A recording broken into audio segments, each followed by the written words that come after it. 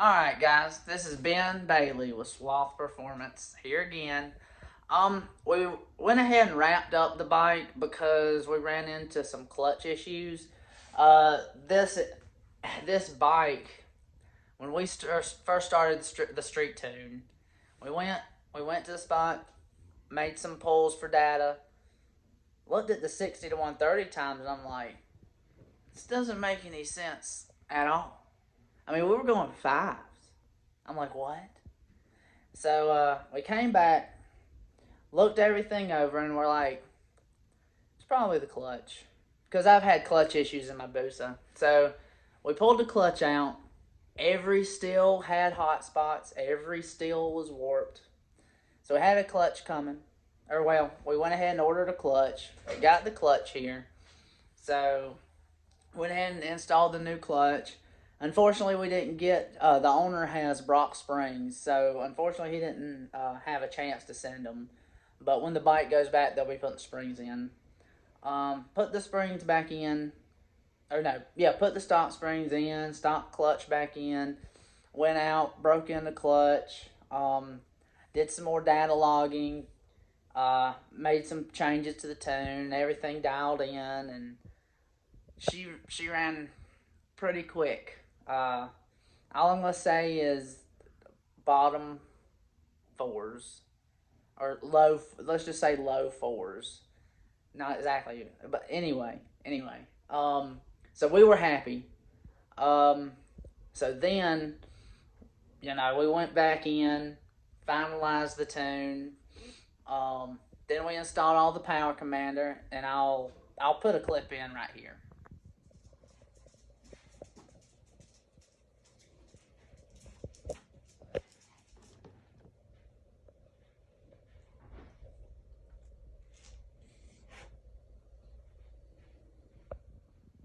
All right, and after that, we installed Power Commander. We went out and just took care of, making sure the Power Commander worked right, make sure everything was hooked up correctly, and everything was good. So we went ahead, got the fuel out, put the MR12 in, went out to a little short shoot where we do like little pulls just to make sure everything's copacetic with the bike and with the fuel, and it can rev throughout the RPMs. So went out there, and mind you, at 1743 gearing with a Shinko hookup, I blew the tire off. It didn't have a chance in hell of hooking the first hit. It spun all the way through first and all the way through second. And I was like, okay, she's got some power now, baby. So we ended up coming back, making some changes, and making some changes up top, adding some fuel. Went back to the spot to do some 60 to 130s. So we start doing like a couple of 1-2 hits, and notice it kind of it's kind of, either I'm getting used to it, but I think it's more or less the springs and the clutch are starting to give up on MR12, because the clutch springs on this thing aren't supposed to hold as much horsepower as this bike makes. So anyway, we get out there, we run an even quicker 60 to 1 or faster 60 to 130, and this bike ETs pretty well with this arm there, so it's a riot. So anyway, I kind of noticed, but yeah, I kind of noticed that the clutch, I think it's just a clutch spring pressure issue. So once the clutch springs go back in, that's pretty much it. I think the bike's going to pick up power just by having clutch pressure, spring pressure there.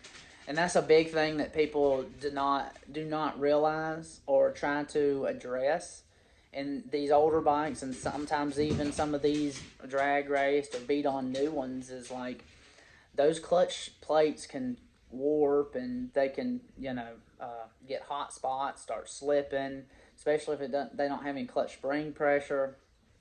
So It's definitely one of those things to look at, replace.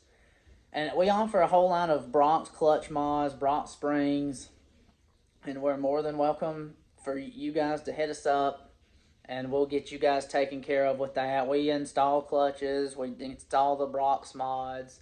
I mean, I have the Bronx mod, I have Bronx springs, the clutch cushion mod, everything in the Hayabusa. So we've been there and ran that road, got the t-shirt on that one. But other than that, the bike, we got some good data for the MR tune. So everything tune wise, knocked out. Power Commander knocked out. End of the series. But you guys will see this thing around North Carolina. His Instagram's at MoMoneyTom. So give him a follow. He's don't pay attention to his current videos because the bike's a good bit faster. So I'll give you a once over of the bike right quick before we go. So we're back on his Q4 with the R1 wheel. These R1 wheels, they both have ceramic bearings, but they're 1 pound lighter than the 05 through 08 GSXR 1000 wheels.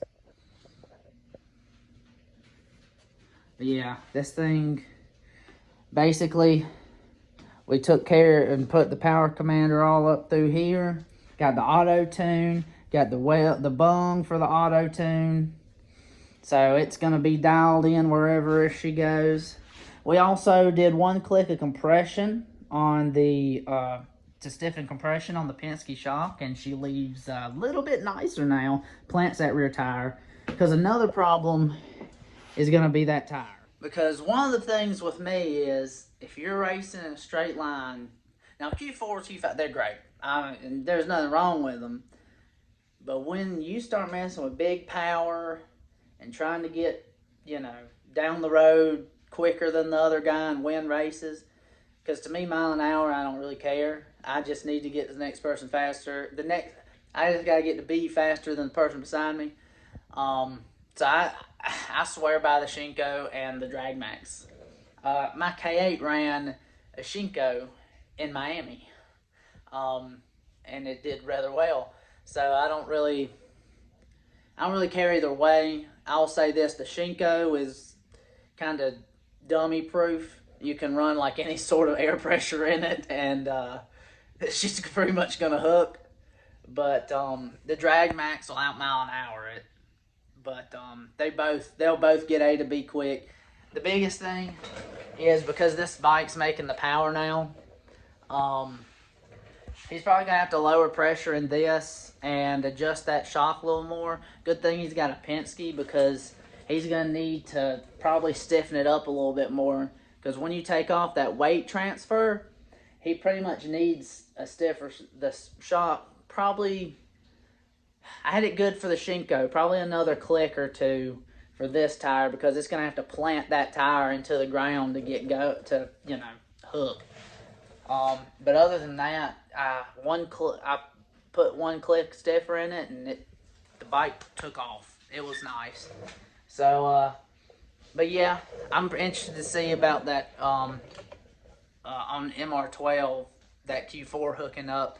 And then also with gearing on this bike, he had 1745 in it. And I don't think he's going to be able to go back to 1745, because if he does, that thing definitely ain't hooking. And he's going to have to, it's going to be a wild ride.